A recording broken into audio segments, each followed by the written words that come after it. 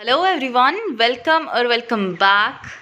तो G7 countries ने plan करा है प्राइस कैप लगाने का रशियन ऑयल पे।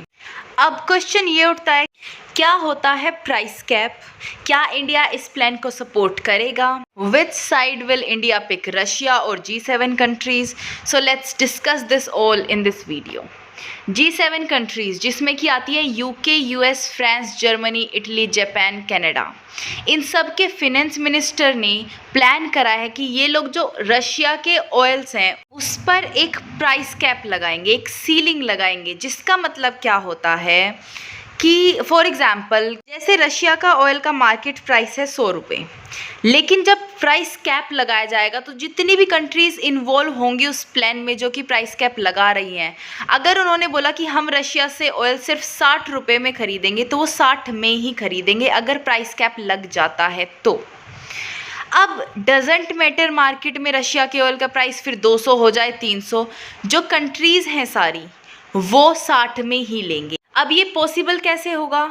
इसको पॉसिबल करने के लिए G7 कंट्रीज़ को बाकी कंट्रीज़ ऑफ द वर्ल्ड का सपोर्ट चाहिए, बिकॉज़ अगर सपोर्ट नहीं मिलता है उन्हें बाकी कंट्रीज़ का तो रशिया इन लोगों को फिर नहीं देगा अपना ऑयल, और जो बाकी कंट्रीज़ हैं जिन्होंने प्राइस कैप नहीं लगाया उधर वो अपना ऑयल एक्सपोर्ट करता रहेगा, और जिससे कि ये जो प्लान है G7 कंट्रीज़ का ये फेल हो जाएगा। जैसा कि मैंने पहले भी बहुत सारी वीडियोस में एक्सप्लेन कर रखा है कि जो यूरोपियन ऑफिशियल्स हैं उन्होंने रशिया को बहुत ज़्यादा क्रिटिसाइज़ करा है जब से यूक्रेन वॉर शुरू हुई है, और उन्होंने बोला है रशिया अपनी जो गैस है उसको एज अ वेपन यूज़ कर रहा है in the war against Russia.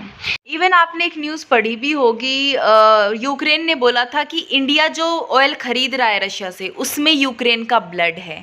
अब लिटरली तो ब्लड नहीं है, बट इसका मतलब ये है कि जो ऑयल एक्सपोर्ट्स हो रहा है रशिया से और उससे जो पैसे आ रहे हैं उन पैसों से रशिया अपनी वॉर को फंड कर रहा है, जिससे कि यूक्रेनियन मारे जा रहे हैं।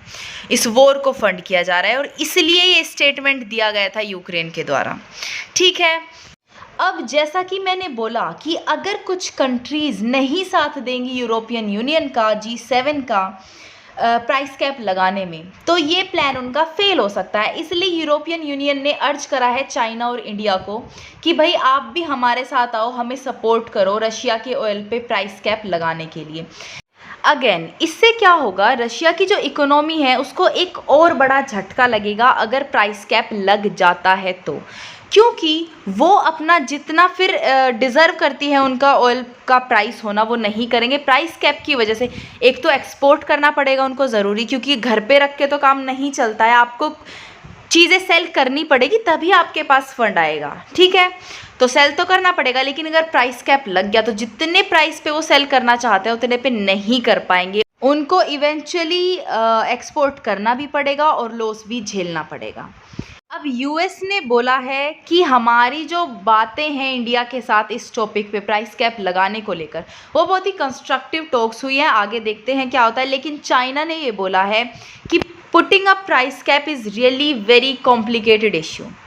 ऑफ कोर्स चाइना यही बोलेगा, क्योंकि चाइना और रशिया के बीच तो वैसे भी आजकल बहुत ज़्यादा रिलेशंस बढ़ रहे हैं, तो मेरे ओपिनियन में मुझे नहीं लगता चाइना इस प्लान को सपोर्ट करेगा, क्योंकि अगर चाइना ने ये प्लान सपोर्ट करा तो रशिया और चाइना के जो रिलेशंस हैं उनमें एक दरार आ सकती है जो चाइना कभी नहीं चाहेगा।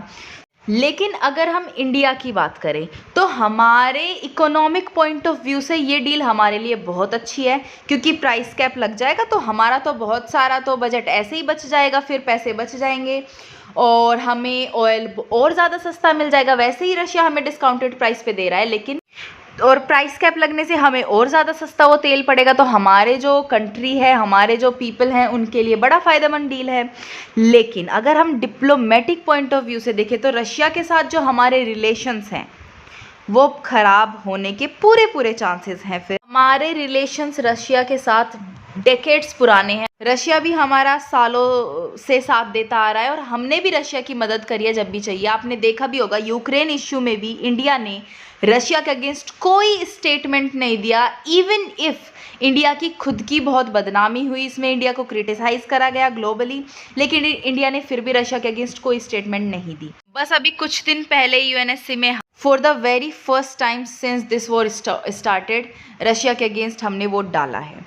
अब हम नहीं चाहते कि रशिया के साथ हमारे जो रिलेशंस है वो बिगड़े, तो इस करके हमें प्राइस कैप को सपोर्ट नहीं करना चाहिए। और अगर हमें अपने रिलेशंस वेस्टर्न नेशंस यूएसए वगैरह के साथ ठीक रखने हैं, वैसे भी वो ठीक ही हैं, बट स्टिल अगर और स्ट्रॉन्ग करने हैं तो हमें प्राइस कैप को सपोर्ट करना चाहिए।